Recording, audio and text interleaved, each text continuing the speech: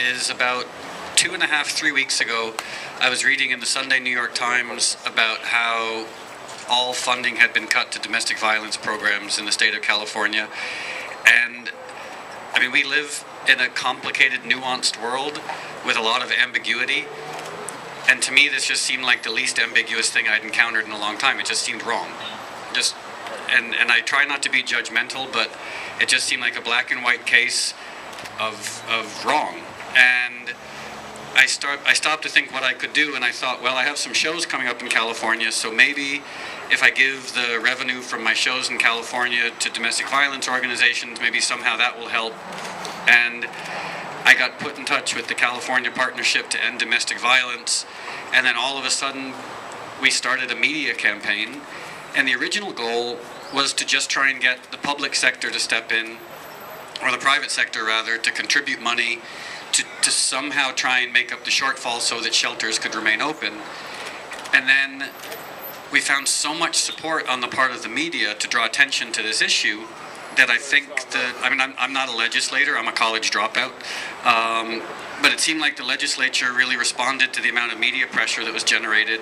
And as far as I know, 80% of the funding has been, or is on the verge of being reinstated, unless Governor Schwarzenegger decides to put on his Grinch hat and cut that funding as well.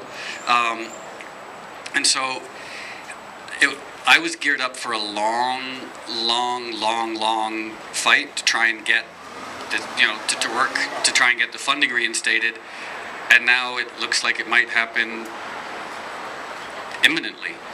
And I was talking to someone yesterday, and I sort of compared it to Lord of the Rings, where if at the beginning of Lord of the Rings they're leaving Hobbit Town and they're expecting a huge long battle, and Sauron slips in the shower and dies. So